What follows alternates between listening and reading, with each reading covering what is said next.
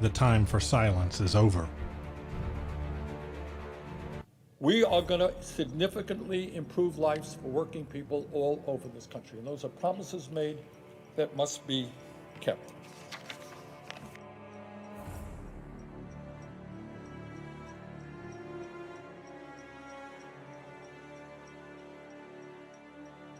To raise the minimum wage in this country from the starvation wage that currently exists of $7.25 an hour to a living wage of $15 an hour.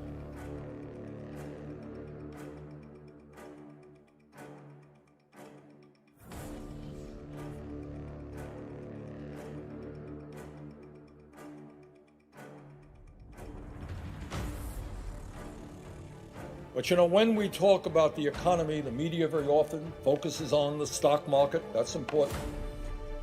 We can focus on unemployment, terribly important. But what we don't focus on enough is that half of our workers in this country are living paycheck to paycheck.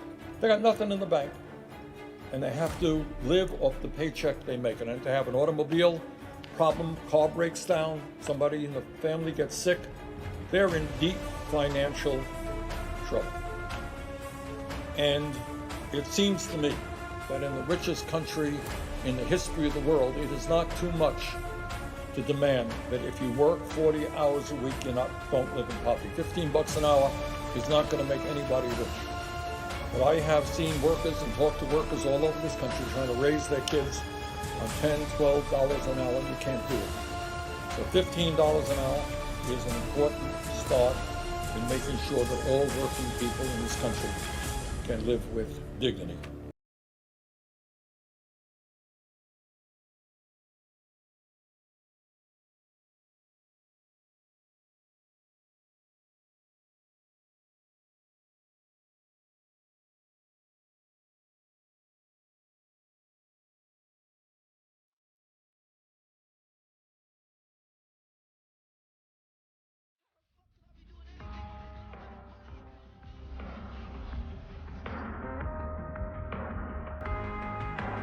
Join me every Sunday afternoon for a new show where common citizens, you and I together, discuss with each other issues of the day, where proof is demanded and evidence is required, where we seek the truth and will not be silent.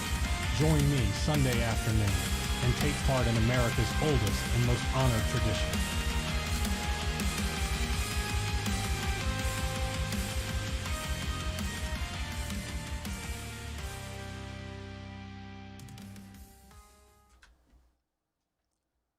Hello and welcome to The Left Speaks. My name is Chris. I'll be your host for today. Today is February the 28th, 2021. Approximately 1 month and 3 weeks removed from the Capitol insurrection on January the 6th, which there have still not been any consequences for. Today's episode, as always, has a toll-free number, 855-915-5338, whether you agree or disagree. Those who disagree with today's topic will receive priority on the phone call. If you need to make the call and stay on hold for a bit, the audio is there, so you will still be able to hear the show. We'll get to viewer calls in approximately 30 minutes or so. We may run a little over just depending on what needs to be covered. Today we're going to be talking about raising the federal minimum wage from $7.25 an hour, which it has been sitting at for approximately 10 years, and then it sat at the number before that for another decade. Obviously, inflation is rising much faster than the minimum wage is. We're going to go into when and why the minimum wage was founded. We're going to go into what economists think the minimum wage should be or how it should function. We're going to do our best to present both sides of these arguments. And as always, again, if you think I'm not doing a fair job presenting the conservative viewpoint that the minimum wage should stay where it is, you are more than welcome to call in or drop a line in chat and I will respond to you. The long and short of this is, when minimum wage was initially founded, it was back in 1938 by President Franklin Delano Roosevelt and the Democratic Congress at that time. The minimum wage at its inception was intended to provide a decent standard of living. It was not intended for college kids or high school kids to wet their feet in the job market. It was not intended to go to workers who did not deserve to have a decent standard of living because they were working in starter jobs. The minimum wage currently does not primarily affect high school and college kids. The median age of someone who works a minimum wage job is in their 30s. These are people with families. These are people who are working 2, 3 jobs to make a living. Anybody with a decent amount of math sense knows that $7.25 an hour at 40 hours a week, a full-time job, is not getting rich.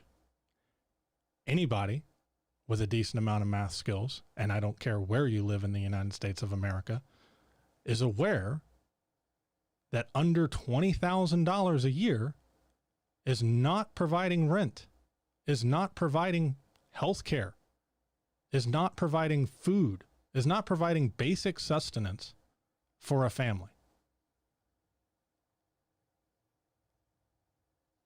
These are people that are working full-time jobs, and jobs that not just a few months ago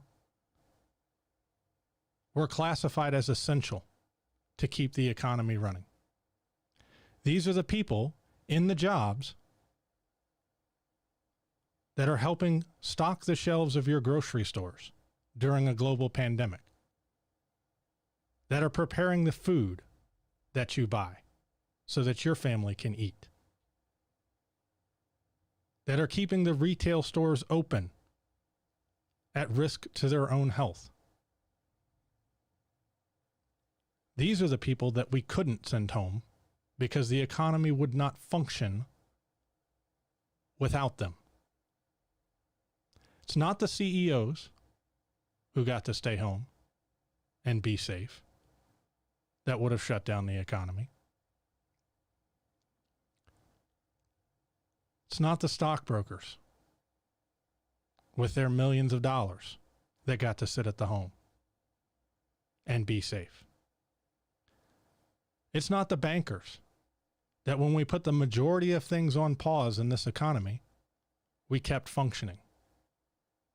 The ones we couldn't live without were the people who unloaded the trucks to put the groceries on the shelves, the people who put the groceries on the shelves, the people that man the checkout lines so that you could get those groceries and bring them to your house, the janitors who went around cleaning everything constantly and still are. These are the backbones of the American economy, and even at a more basic level of modern civilization. If these jobs don't get done, if nothing gets cleaned, if nothing gets disinfected, if nothing gets stocked,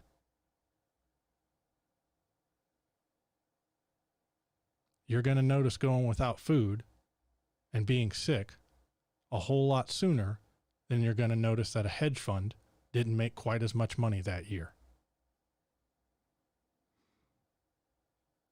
Anybody, to echo President FDR, anybody who works full time should be able to provide a decent standard of living for their family and for themselves. In the richest country in the world, it is difficult for me to believe that this should not be true. We're not talking about people here that don't want to work. We're not talking about lazy individuals who want to sit at home all day and do absolutely nothing. We're talking about people that are holding down at least one full-time job. In many cases, more than one, which means they're working harder and more hours than probably you or I am. Now, as I said, we're going to go into some of the arguments against this, that these are starter jobs, which I've already touched on, that this affects primarily young children and they don't need the money, which we've already touched on. We're also going to touch into what the effect would be on small businesses, what the effect would be on major corporations, like the McDonald's and the Walmarts of the world that employ so many of these folks for minimum wage. We're going to go into historical parallels, like the Henry Ford and what he thought and what he paid his workers and why, and the repercussions of that. We're going to go into cities and states in this country that have a higher minimum wage than the federal minimum wage. We're going to look at other countries to see what we can learn from there. Because this isn't just theory anymore. This isn't just, oh, well, I think, I can imagine, I feel. There's data. There's other examples to look at. There's other places, and there's places in this country that are doing it better than we are as an entire nation. And there's no reason to reinvent the wheel or argue that the wheel hasn't been invented when we can look at their work and see what the results are.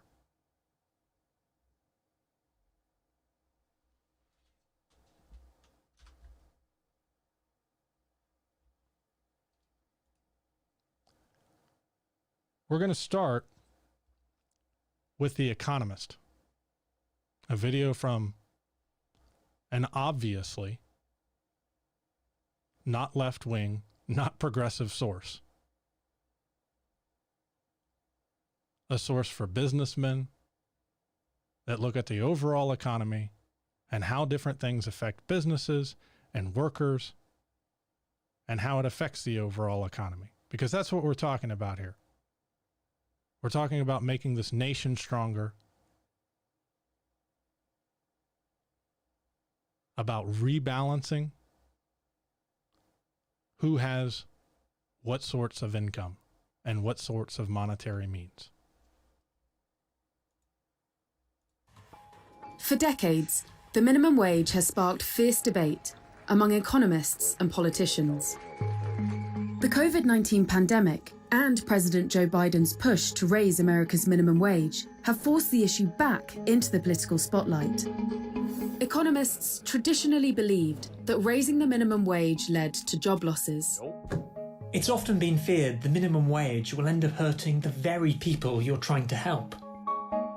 Yet decades of research has led to a rethink, and today 90% of countries have some form of minimum wage. But there is still no agreement on how high it can be without harming workers. Why does the minimum wage continue to be so divisive?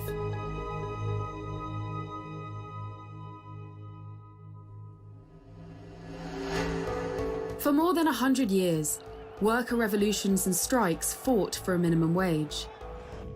In 1894, New Zealand finally introduced the first laws around a national base pay. Since then, take-up of minimum wages in the rest of the world has been varied. Though the concept is simple, workers are paid a legal base rate for their work. Most economists believed the minimum wage could destroy jobs. This idea comes from the most basic of economic models, supply and demand.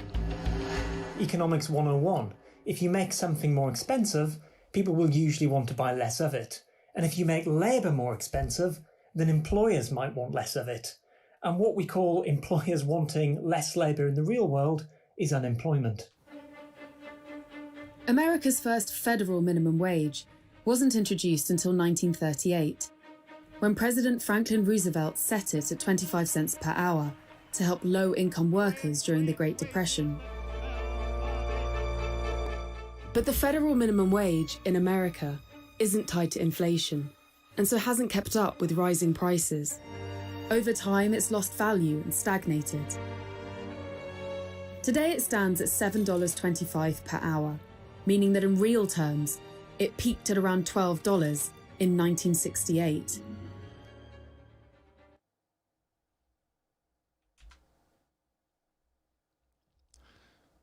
So we used to have a minimum wage. We still do. That much hasn't changed.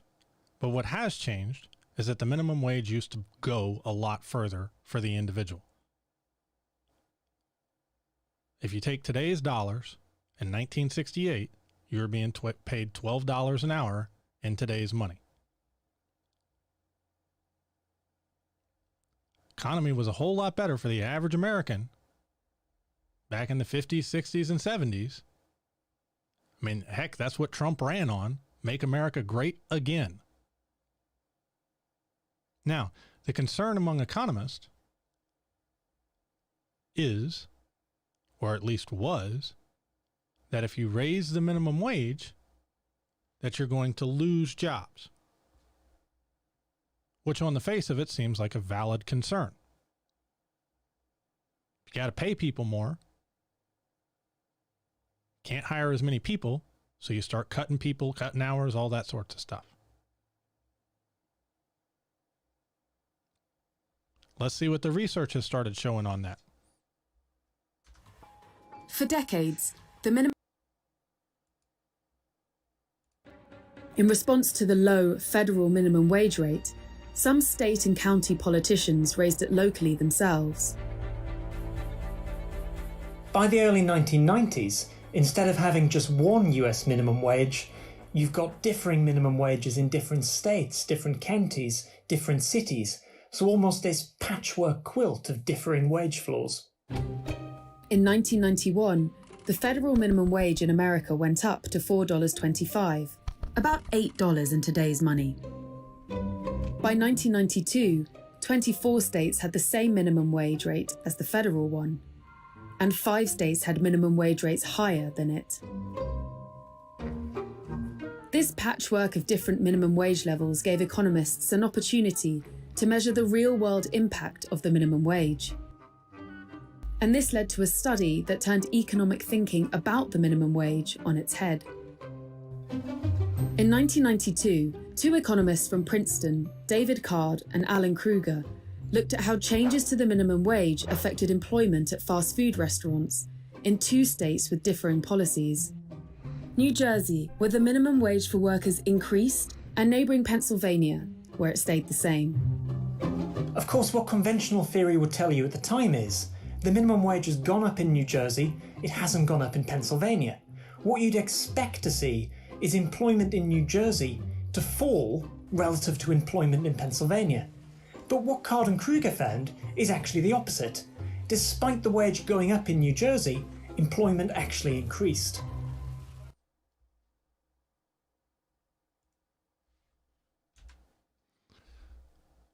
So the traditional theory doesn't hold up in this particular study. You've got 2 states side by side, borders are touching. One state, New Jersey, makes a law that says minimum wage workers have to get paid more. The other state, Pennsylvania, does nothing. Minimum wage stays the same, as low as it was before, $4.25 an hour. Now, what economists had predicted would happen is that companies in New Jersey would start getting rid of minimum wage workers, as many as they possibly could, because the cost went up, so the demand would go down. The problem is what actually happened was the opposite. New Jersey started having to hire more minimum wage workers. So if we paid people more, New Jersey hired more people. How does this work? Why does this fly in the face of basic supply and demand? We're going to go to the economist answer in a minute, but the short version of it is, it doesn't matter how cheap the minimum wage is. it's always going to be greater than zero. Paying a worker anything, 1 cent an hour, is still more than not having a worker. So any business that is running for a profit is not employing people out of kindness. It's not like if you lowered the minimum wage to 25 cents an hour again, that your local McDonald's would all of a sudden hire 100 more people and have people standing in lobbies and one person at each individual table to wipe it down and hand you your salt, pepper, and ketchup. Because that's still going to cost them money. Every business is already employing the minimum amount of workers that it can, because labor is always a cost. It's not free. So they're always, assuming that they're running for a profit, which we live in America, everything runs for a profit.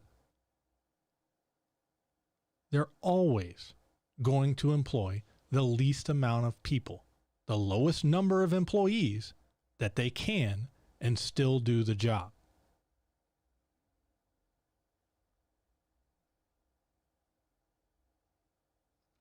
Now, why did it have the opposite effect? Because that explains why you didn't see a whole bunch of layoffs. If you're already running the lowest number of employees you can while still turning a profit, there's nowhere to cut. Not and still get the job done. Like I said, it's not like you're employing people out of the kindness of your heart. Oh, hey, Mrs. Smith, I know that your kid really needs to save up for college. Send him down to my Wendy's and I'll just give him a job. He doesn't really need to do anything and I don't really need anybody, but sure, I'll give him a job just to give him some money. I don't think there's a lot of businesses running on that principle. So again, we know why they didn't get rid of people. They already needed all the people that they had. The question becomes at that point, why did the employment rate go up in New Jersey instead of saying the same as Pennsylvania, which did nothing?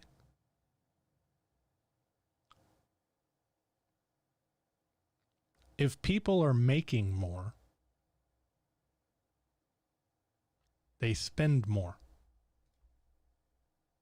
When people spend more, businesses sell more. Whether it's more hamburgers or flowers, cake shops. If you don't have any customers, because your customers don't have any money to spend, your potential customers are making so little that they can't even afford rent. They're not coming into your shop and buying a hamburger or a set of flowers for their girlfriend or their wife on Valentine's Day. They're not spending that money. But if they do start making more, and these people do start showing up in your businesses, you've got new customers. Which means it becomes a need to hire more employees to handle all these new customers you have.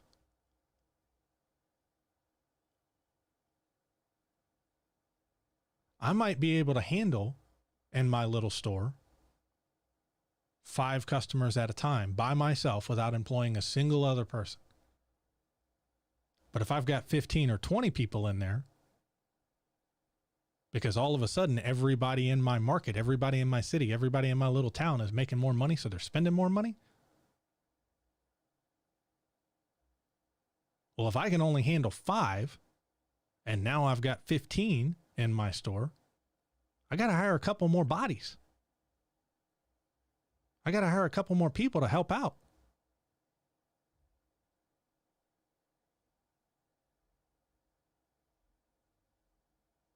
And you create this vicious cycle, you know, the cycle that we're looking for.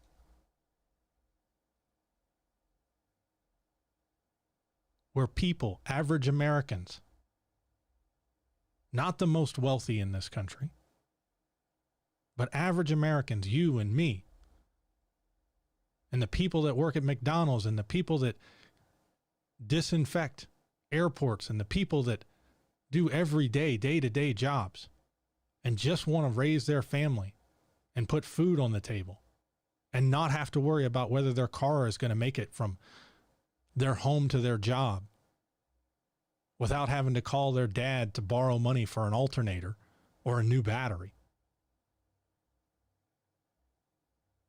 When those people can afford the necessities of life and a little bit extra,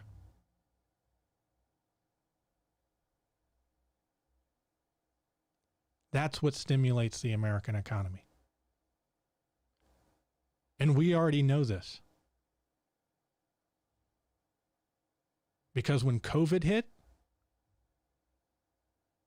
we sent out thousands of dollars to average Americans in the hopes that they would spend it. After 9/11, when President Bush was worried about an economic crash, we sent out millions of dollars to average Americans in the hopes that they would go spend it and stimulate the economy. What can you do to help your country? Go buy something, was his answer.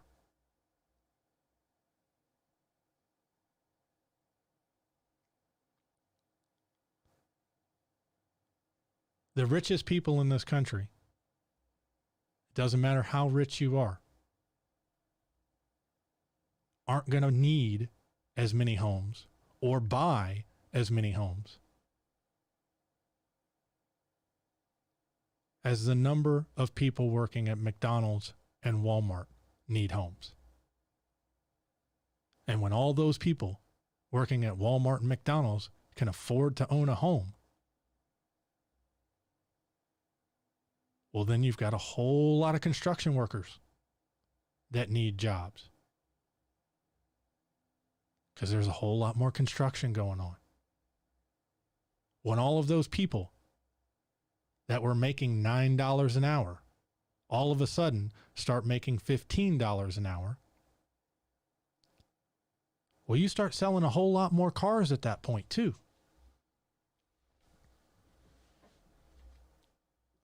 So all of your car dealerships start making more money, having to employ new salesmen.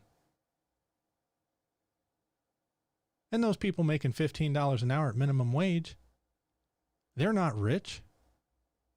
They're going to take out loans for that house and that car, you know, just like we did back in the 60s. That stimulates banking. They're going to pay electric bills. And they might buy a new set of furniture every few years or once every 10 years. But they can't do that now.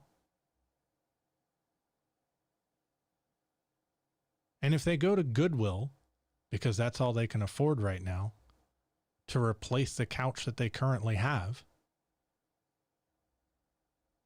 that couch isn't new. You didn't have to pay anybody to build it.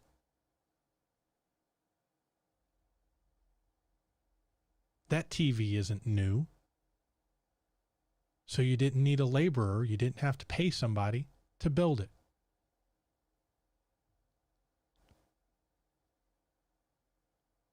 When the average person in this country, or a large subsection of this country, can't afford, even when they're working full time, to even have a small taste of the American dream,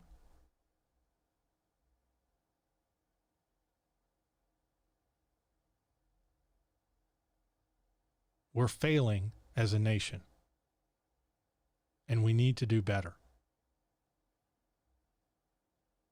These are fellow hardworking Americans. And if you want people off welfare, you want people off food stamps, then let's make going to work full time able to provide a decent living in this country.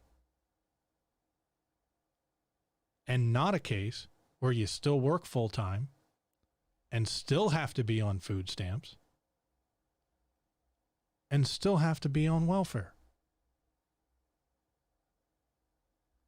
Now let's go into the economist answer.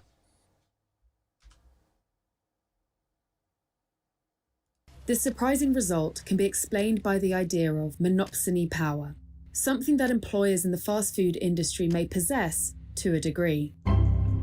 In a monopoly, there is one dominant supplier who sells to many buyers. A monopsony is the opposite. There's one sole buyer of goods or employer of workers. The classic example is a one-factory town, but all employers have a degree of monopsony power. In this case, the fast food company in an area.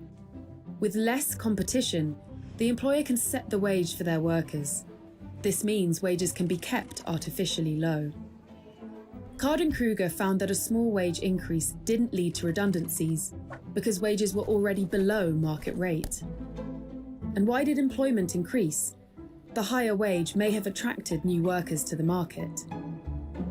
The study proved, for the first time, that raising the minimum wage doesn't necessarily destroy jobs. This groundbreaking finding challenged conventional wisdom on minimum wages in America and saw similar policies spread around the world. China introduced a minimum wage in 1994, Britain in 1998, along with Ireland in 2000 and Germany in 2015. Cards and Kruger's finding also led to a new focus on empirical or real-world data, as opposed to theory. Yet gathering empirical data isn't easy and can give contradictory results. So far from providing clarity, the study only served to reignite the debate. So are you going to track the number of jobs, or are you going to track workers? Because, they're not necessarily the same thing. You've got to decide, are you going to try and look at the entire labour market or just at certain groups, whether that be the low-skilled or teenagers or some other sort of group? Isolating the impact of the minimum wage is far from straightforward.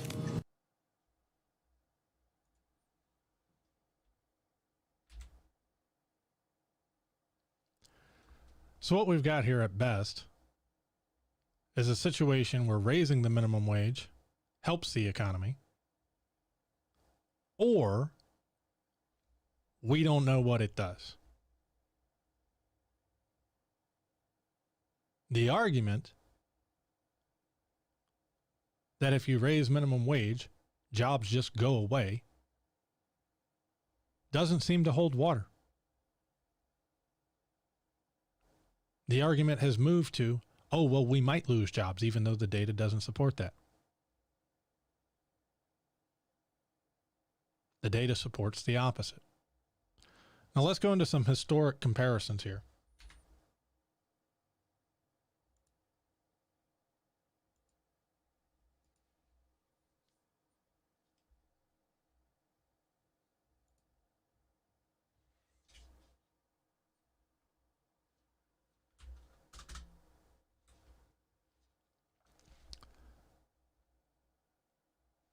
Henry Ford, back at the beginning of the Industrial Revolution, one of the ones that was responsible in most part for creating the assembly line in the United States of America, popularizing it around the world, started paying his workers a small fortune,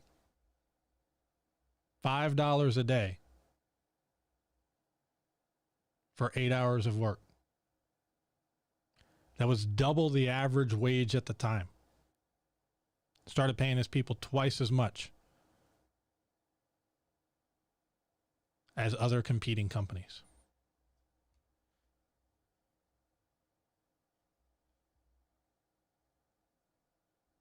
The result of that was raising the bar all over the world and stabilizing his workforce.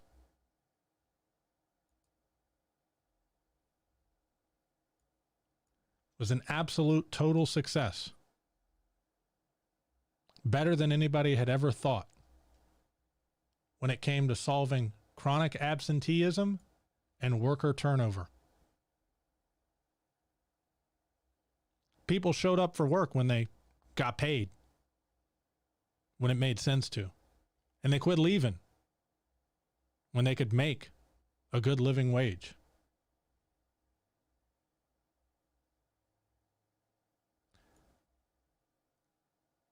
It's widely believed that Henry Ford also upped wages to expand his market, paying his employees enough to buy the cars that they made. Admittedly, it wasn't his main motivation, but it was a welcome byproduct and a game changer.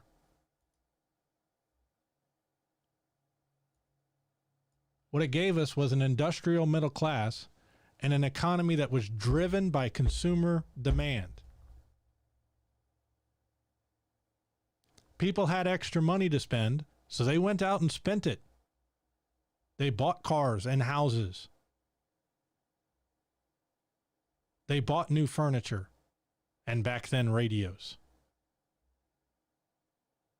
And when people are buying things because they have the ability to, that is what stimulates the economy.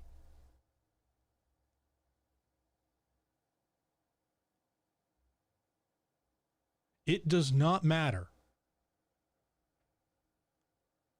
if I can make 1 million iPhones cheaper than Apple if nobody can pay for it, if nobody can buy my product. It doesn't matter if Apple lowers their price below mine if nobody in that country can pay for it. That's why Apple sells a ton of iPhones in the United States of America, but doesn't market much over in, I don't know, Sri Lanka. People spending money is what stimulates the economy. It's what makes it grow. And they have to have money to spend it.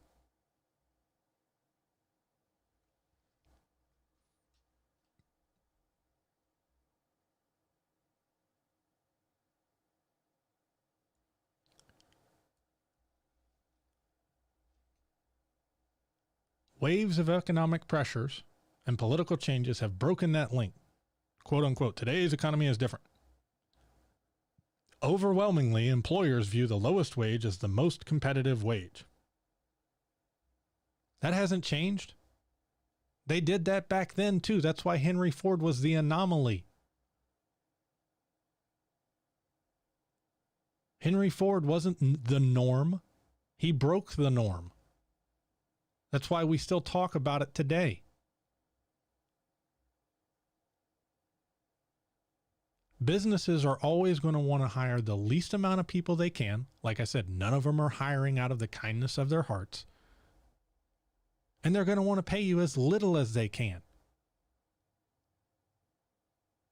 Because anything they don't pay you goes towards profit margin. Anything they don't pay the janitor goes towards profit margin.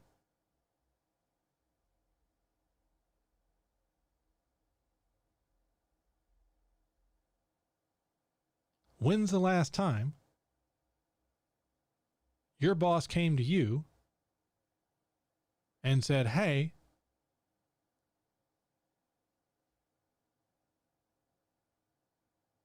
I think we're going to, I know your annual review isn't due for another year, but I like you. So out of the kindness of my heart, I'm just going to give you a bonus. Or give you a raise. It's not what happens. And most companies have an annual review where they look over your performance for the previous year. and you can earn a raise. The reason they do that is because inflation goes up every year. So if your wage sat the same for 10 years, you would leave. So they give you just enough of a bump to keep you with inflation. That way, the guy that's hired right after you, or excuse me, 5 years after you, isn't making more than you. But we've kept the minimum wage frozen for 10 years. Otherwise, it would be worth the same as it was back in 1967 at $12 an hour. And we know things have gotten more expensive since 1967.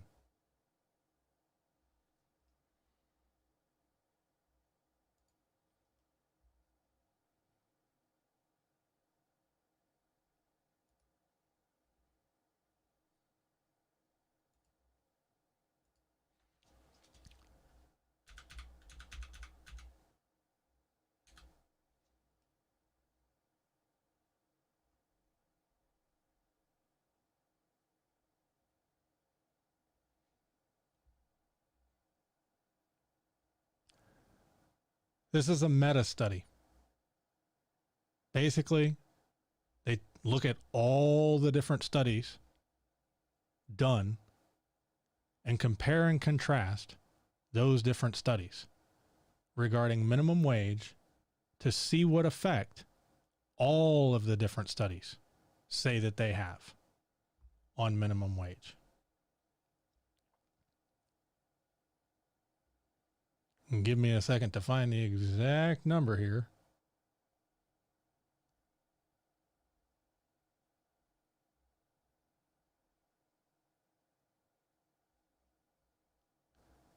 Meta study of 64 minimum wage studies between 1972 and 2007.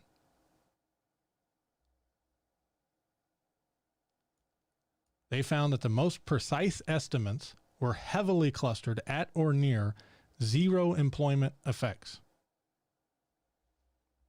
So raising the minimum wage had absolutely zero effect on employment, which is what I've been saying here.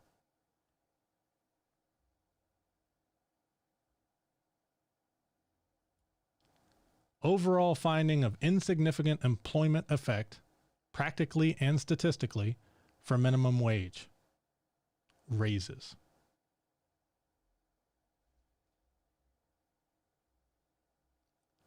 Again, this is looking at all 64 studies between the 70s and the 2000s. Two scenarios are consistent with the data. Minimum wages may simply have no effect on employment, or minimum wage effects might exist, but they're too difficult to detect because they're very small.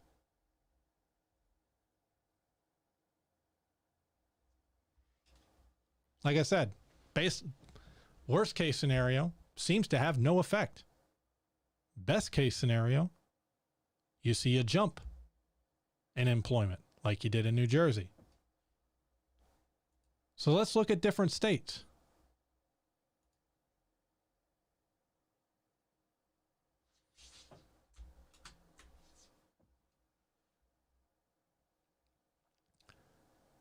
United States of America updated January 1st, 2021. So I'm about 2 months out of date. You'll have to forgive me.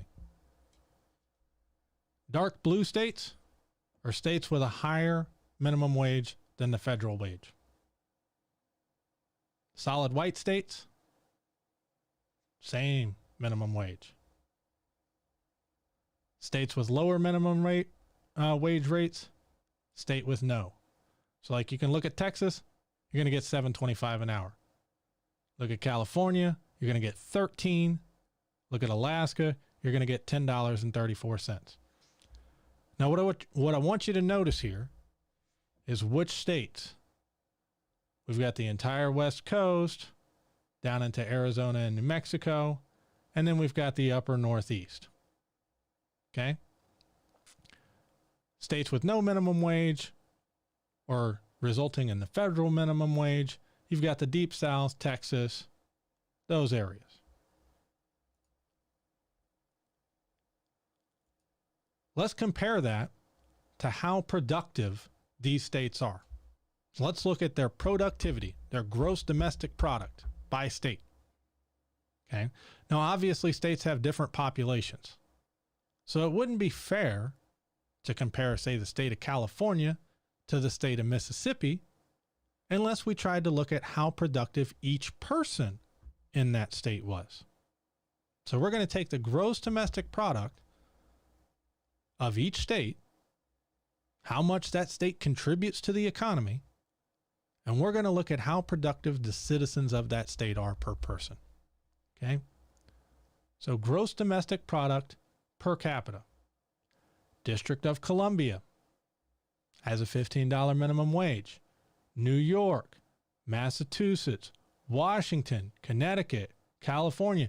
Sure seems like the upper Northeast and the West, all those states that have higher than the minimum federal wage, are the ones that are the most productive. Looks like their economy out there is being pretty stimulated. Let's go down to the bottom of the list. Mississippi, West Virginia, Arkansas, Alabama, Oklahoma, South Carolina, Kentucky, Florida, Louisiana.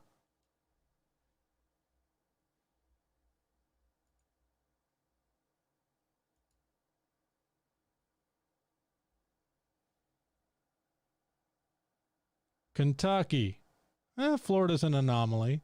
Louisiana, Alabama, Mississippi, Texas, Oklahoma.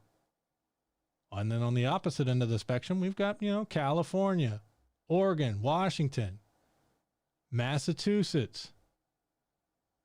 You can't see DC in here, but it's right there. And like I said, they're paying $15 an hour.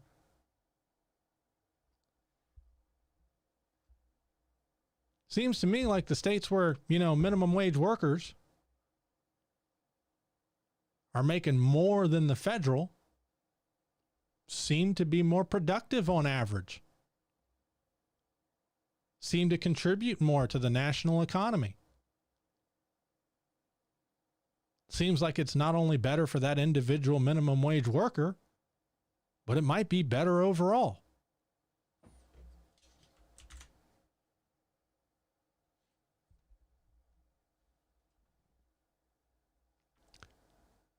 From Barbara, the lawmakers who are resistant to the minimum wage hike, what data are they looking at? Is there data that supports their position, or are they just being threatened by their lobbyists and their donors? It's a good question. Hold on just a minute.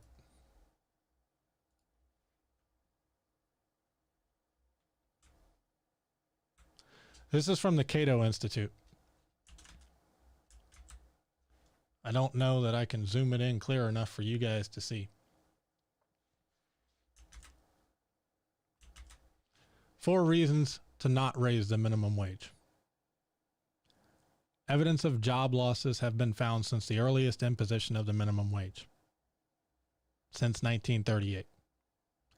As I've shown, recent research is disproving that, but we'll look at the Bureau of Labor Statistics here in a minute. Okay. It would hurt low-skilled workers.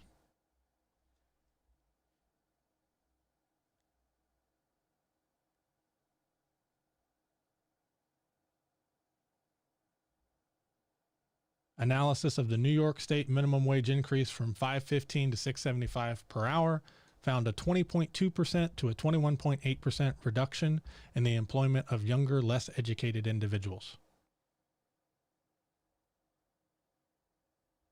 Doesn't tell you why.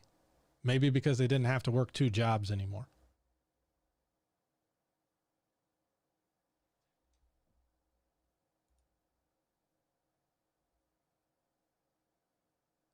(2010) analysis. So they're looking at individual studies, which is why I went to the meta-analysis that looks at all of the studies. For the unemployment specifically, which is the most common argument you will hear,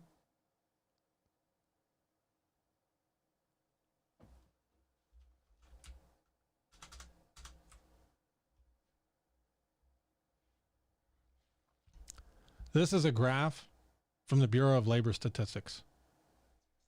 And it shows the unemployment rate.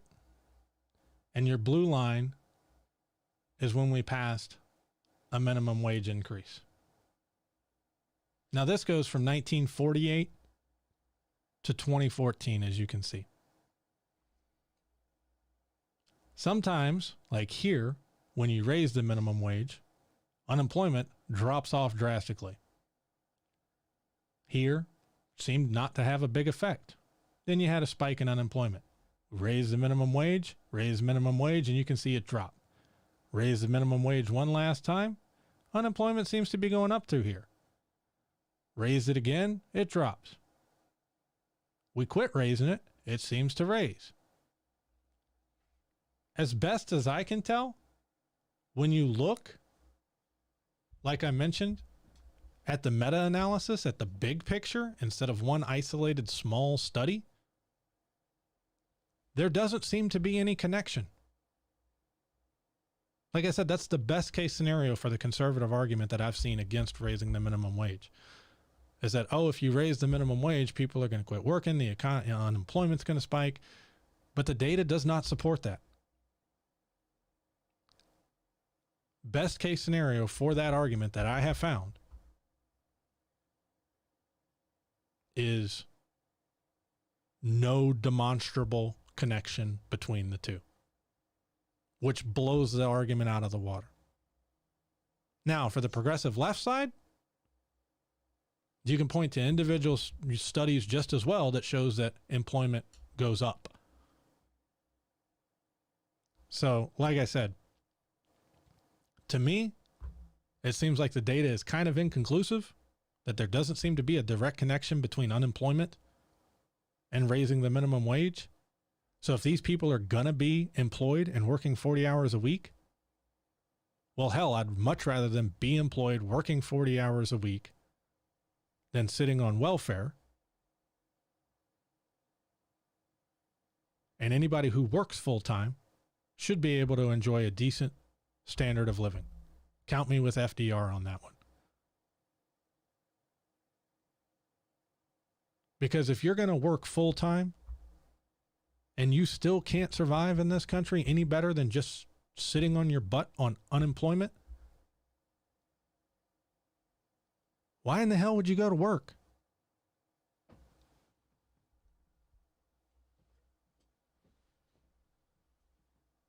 Just like employers aren't paying us out of the kindness of their hearts, I don't know a whole lot of employees that are showing up to stock grocery shelves and clean toilets out of the kindness of their hearts. Most people, especially minimum wage people, aren't doing their job out of just love. They're doing it to get the money. So if it's more cost effective for them to sit at home on welfare, because say they've got kids and they don't have to pay for daycare, then for that individual, it makes sense not to work. But if by working full time, I can better my family and better myself, maybe actually own a home, maybe have a car that I don't have to, hook up to a battery charger every night because I can't afford a new battery, well, then it makes sense to get out and work now, doesn't it? But I personally see no reason from the employment argument to hold these people in basically a state of working poverty, which is what we've been doing. Now, as to why there are lawmakers specifically who are opposed to the minimum wage hike, businesses in general have always been opposed to raising wages, period, full stop. Even as I pointed out, Henry Ford was the exception. Most businesses out there recognize that the less you pay people, the more profits you make. So they're flat out opposed to it. And when you have a very pro-business, and in that sense I mean business interest, political party, because that's where their donations come from, then yeah. If that's where their campaign donations are coming from and they want to get reelected and they need money to run for office, absolutely, they're going to push those views. Have I touched on comparing statistics against an individual versus the statistic of what the standard living wage supports? So is this going to be a scenario where the capitalists are going to win? I'm not sure I follow the question. So have I touched on what an individual could buy with a higher minimum wage versus what they could now? Or what the $15 an hour minimum wage would help them purchase? I'm not sure exactly where you're coming from. As far as this going to be a situation where the capitalists are going to win, I honestly don't know. That remains to be seen. I know the $15 an hour minimum wage that was going to be attached to the COVID relief bill was through the Byrd rule was just they were told by the Senate parliamentarian, the person who interprets the rules for the Senate, that they couldn't do that. So they're going to have to find another way to do that.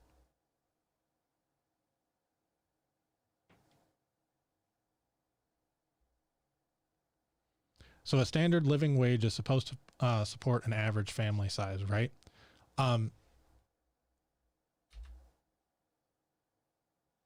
Yes. Or at least it was at its intent and founding. That is specifically what FDR said when it was passed.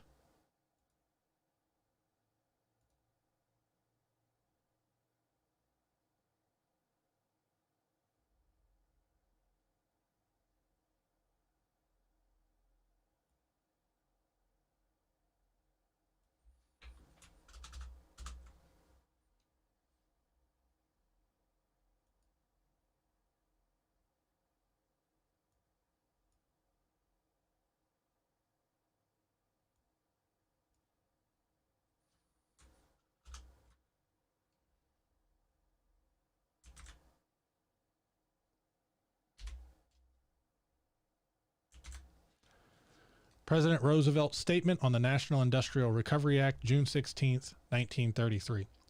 In my inaugural, I laid down the simple proposition that nobody is going to starve in this country. Remember, we were in the height of the Great Depression. It seems to me to be equally plain that no business which depends for existence on paying less than living wages to its workers has any right to continue in this country. By business, I mean the whole of commerce as well as the whole of industry. Whether you produce something or sell something, it doesn't matter to President Roosevelt. You are part of business. By workers, I mean all workers, the white-collar class as well as the men in overalls. And by living wages, I mean more than a bare sustenance level. I mean the wages of a decent living.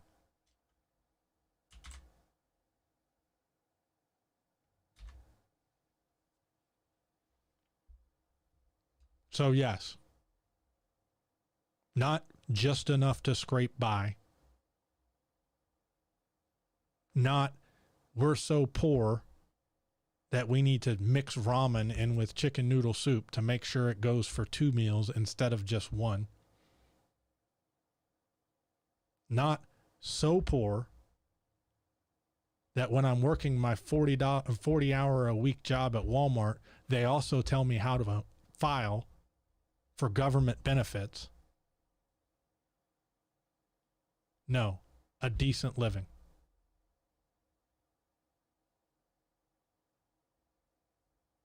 That's what we're talking about here.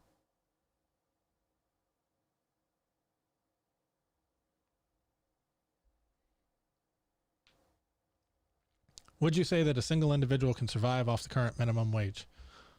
It depends. It depends on where you are geographically, and it depends on your living situation.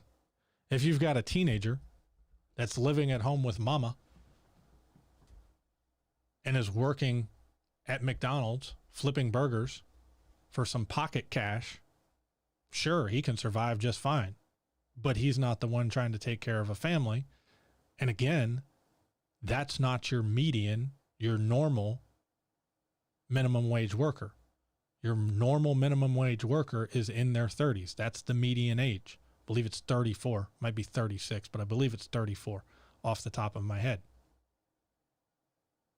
We're talking about adults.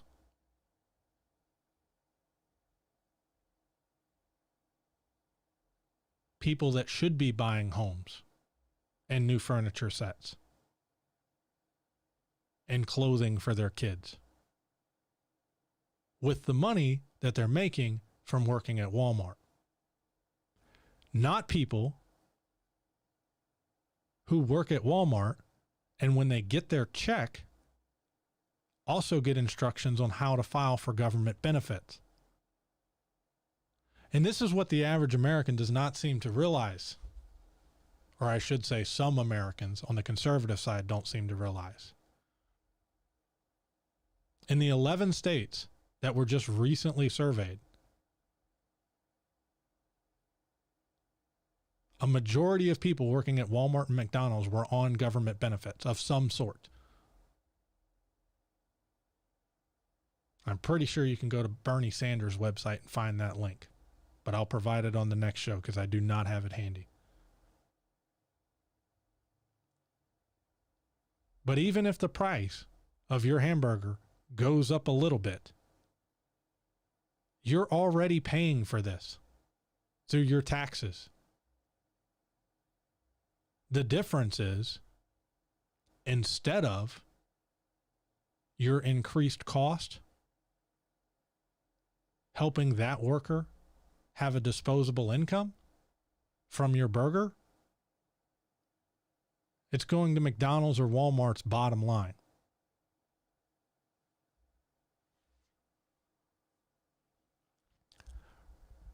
By raising the minimum wage, do I think it would get rid of the working poor class then? I think it would help them. I also think in the long run, it would help everybody else. Because say you're a construction worker right now, down in, I don't know, Mississippi or Louisiana, or hell, here, even in Las Vegas, right? If I'm making $13 an hour right now, because the minimum wage in Las Vegas is $9, as a roofer, putting shingles on roof in, 110 degree heat in the sun, right?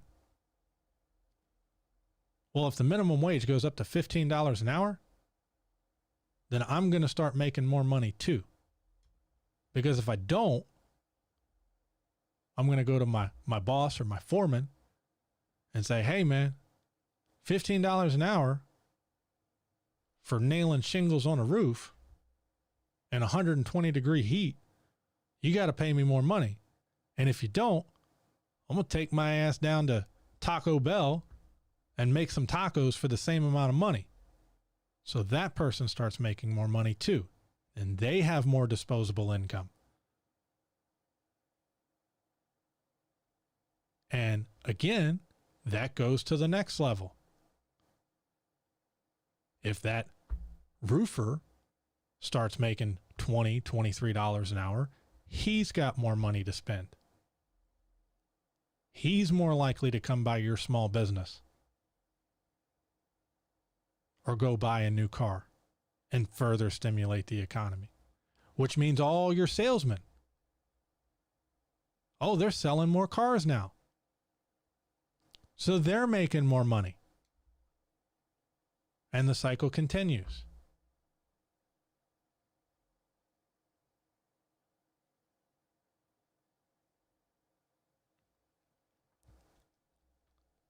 So yes, I think it will not eliminate the working poor in this country, but drastically help them and the economy overall.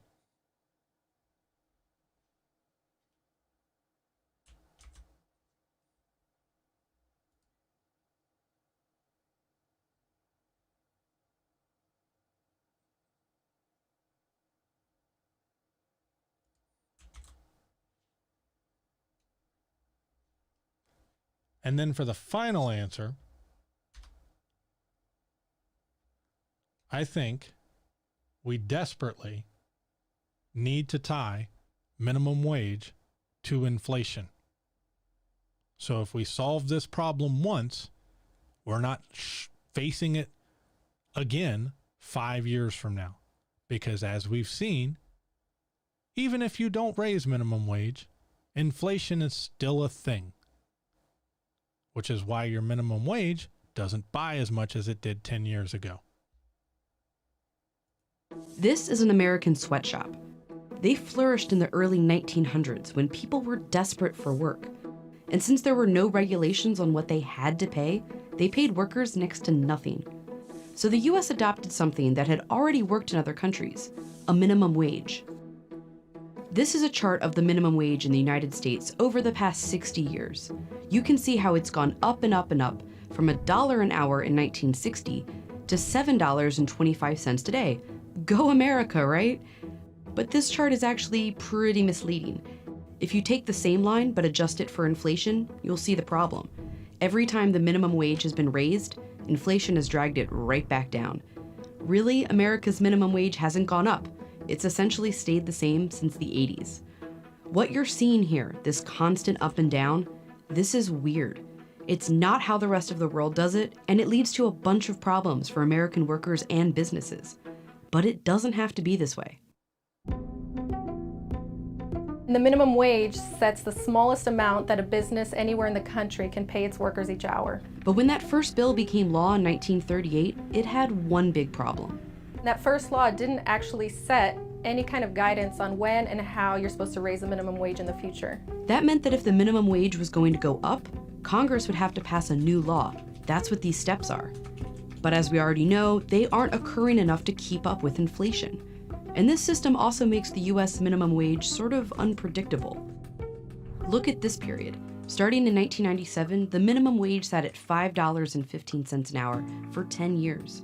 Then it was raised in 2007 to $7.25 by 2009. Cool, but that's a 40% increase in a pretty short time, after a decade of inaction. How do you plan for that if you own a business? Not having that consistency does raise a lot of problems for business owners. Will they have to lay off employees? Will they have to reduce work hours? Or will they just raise prices on their customers? Imagine how much smoother that could all go if the minimum wage just kind of went up over time. Well, we don't have to imagine it.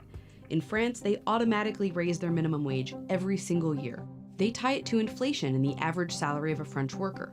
In Australia, a commission reviews the minimum wage every year, considering economic factors like inflation. The UK also has a commission, made up of union, business, and economic experts. The Czech Republic's commission consults with employer and union representatives. Their line is lower overall than America's, but it still trends upwards. Same with Costa Rica, and their committee reviews the minimum wage twice a year. In most countries, the minimum wage is in the hands of economic officials. In the US, it's in the hands of politicians. And that goes about as well as you'd expect.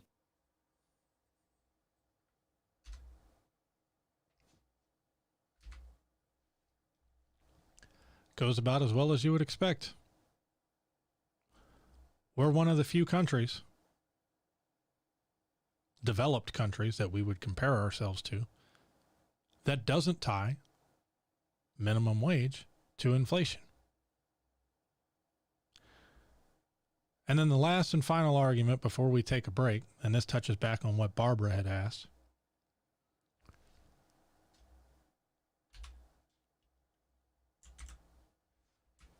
There are 5 developed nations without legal minimum wage requirements: Sweden, Denmark, Iceland, Norway, and Switzerland. Why don't they have minimum wage requirements? And they seem to do very well. Because they have extremely strong unions.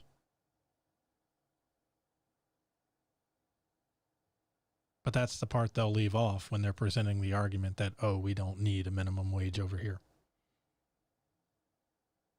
You want to put everybody in McDonald's in a union and have the government back the hell out of them during their negotiations with the McDonald's corporate board? you can get me off the minimum wage kick. Until then, it needs to be something people can live on. It's that simple. We're going to take a short 5-minute break. We'll be back right afterwards. Thank you, everybody.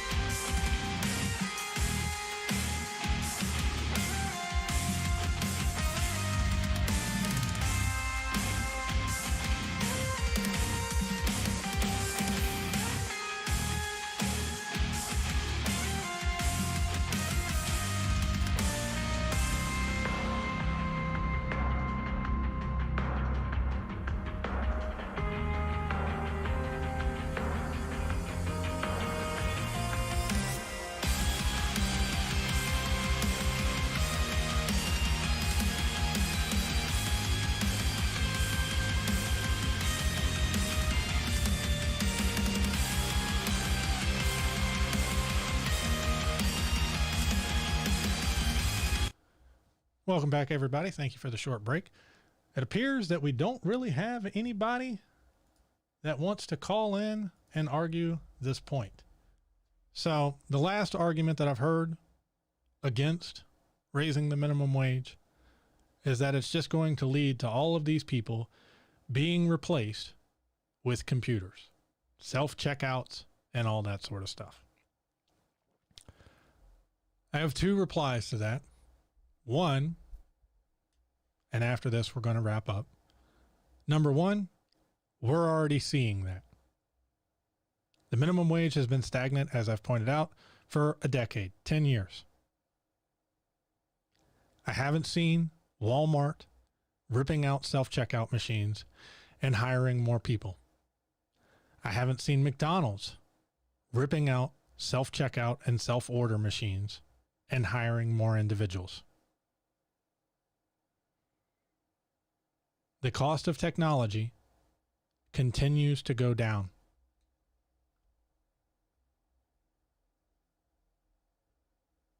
Nobody is going to work for free. And call me crazy, but I think holding millions of Americans in poverty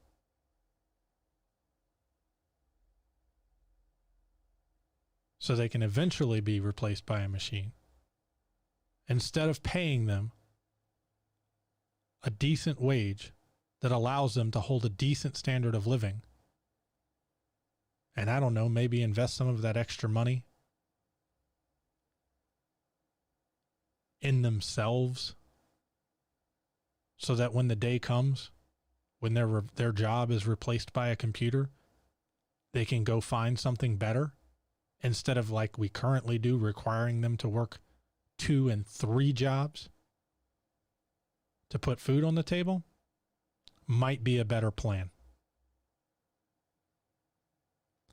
Maybe giving them the tools or the ability to purchase the tools and the time to get themselves out of these jobs that are eventually going to be automated anyway, because make no mistake, they're already being automated, would be a better idea than keeping them in poverty and forcing them to slave away until their job, their number comes up. Because as I've said, we've only seen the expansion of automation. It's not going away.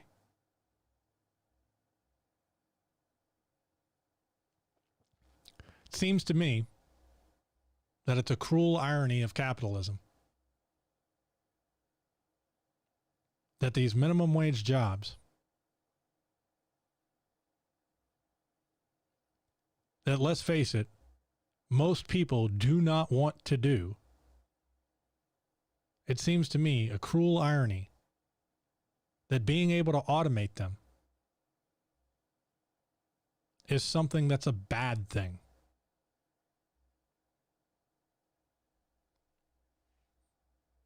This is an American sweatshop. They flourished in the early 19...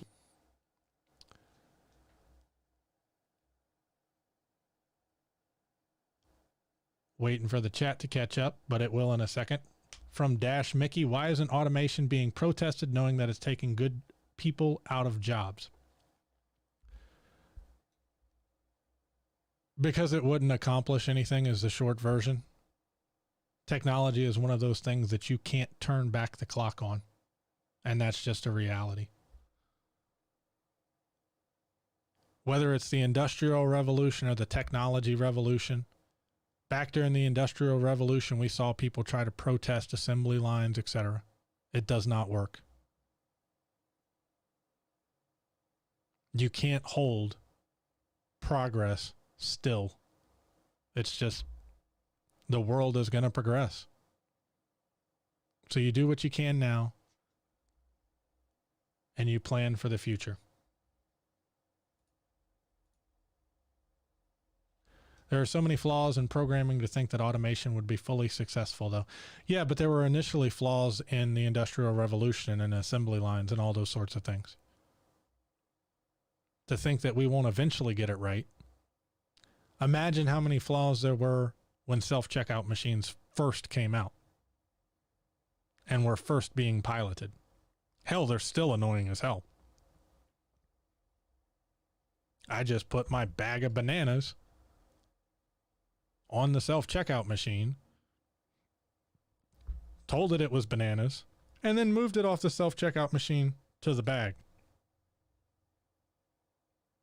And it tells me that there's an unexpected item in the bagging area. It's not stopping companies from moving that direction.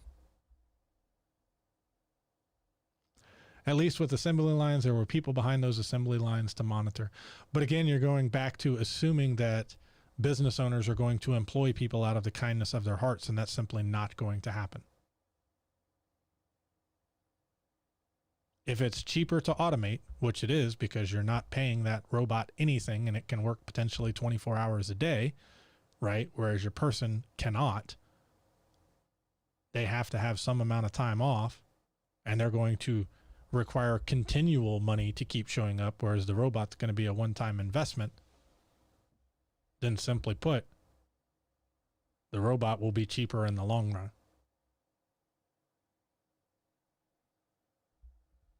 Self-checkouts only have one person watching over 3 to 4 lanes. Not a good ratio for success, in my opinion. But it's cheaper. And again, if all you're looking at is the profit motive, which is what businesses are going to look at under capitalism, then that's what you're going to deal with. That's just the reality of the scenario. I personally avoided using self-checkouts for years. I consider the battle lost. I remember vividly when I lived in Louisiana, going to the normal checkout line and the cashier saying, there's 2 people in line, saying, hey, why don't you use a self-checkout over there? And I told her, because if I do, and everybody does, then Walmart doesn't need to keep employing you. This was on the Walmart in College Drive in Baton Rouge, Louisiana, late at night. Like I said, it's a lost fight. Now, will that get all people out of employment? No, certainly not. Like you said, you're still going to need 1 or 2 people to watch over those lanes, right? But if I've got 10 self-checkout lanes and I've only got 2 people watching it, and I've got you, my customer, checking yourself out, I've moved the burden of paying for labor from me, the business, to you, the customer. Did I make the bananas any cheaper for you? Nope. But I did save myself 8 cashiers' wages.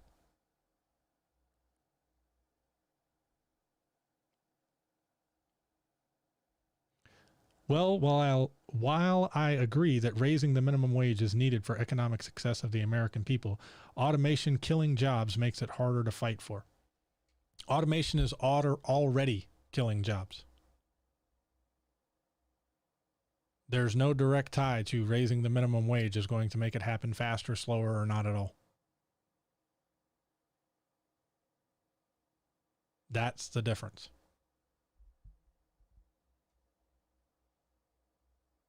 And in the meantime, and let's not kid ourselves, it's not just minimum wage jobs that have been automated here. You had good union factory jobs and the car plants that have been automated too. All kinds of industries are being automated. And we're seeing this from all over the place. Hell, self-driving cars. Google and Uber and Apple and tons of different IT companies are working on getting cars that can drive themselves. When that happens, and I firmly believe it's a when and not an if, do you think all these truck drivers are still going to have truck driving jobs? Or would it make sense for me as a business to go ahead and invest the money in a self-driving 18-wheeler that can run for 24 hours a day, only stopping for fuel,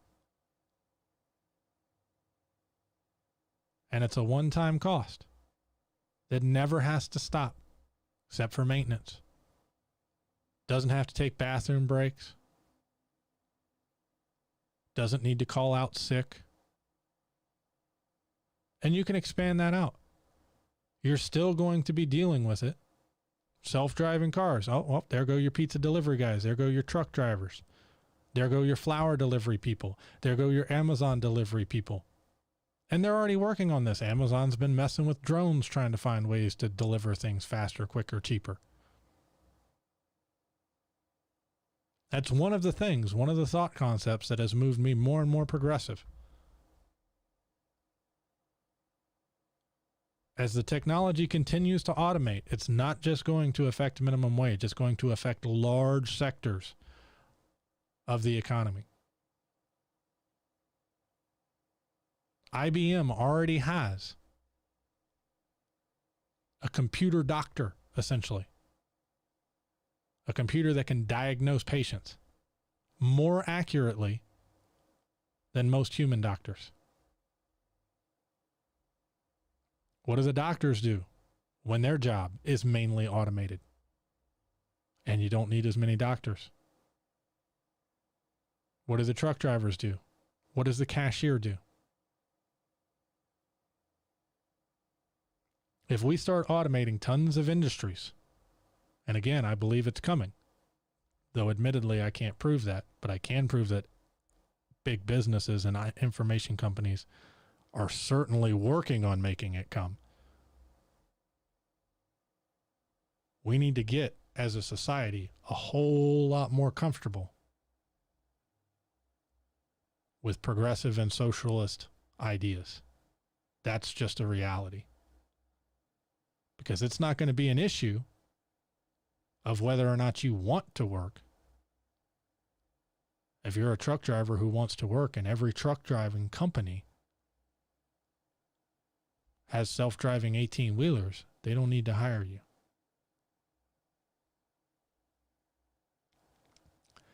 And on that note, I think we're going to go ahead and wrap up for today. I want to thank Dash Mickey and Barbara specifically for contributing to today's conversation. Thank y'all for watching. To all the viewers who didn't choose to contribute, you are always more than welcome to drop a line in chat or call in. The number is toll free. And to all the viewers who watch this afterwards on YouTube or on Facebook, thank you for taking the time. We do have to educate ourselves on these topics. There are major changes coming in this country and in this world, I would argue. And we need to look at major changes that happened in the past so we don't have to repeat their mistakes. Thank you, everybody, for tuning in, and I will see you next week.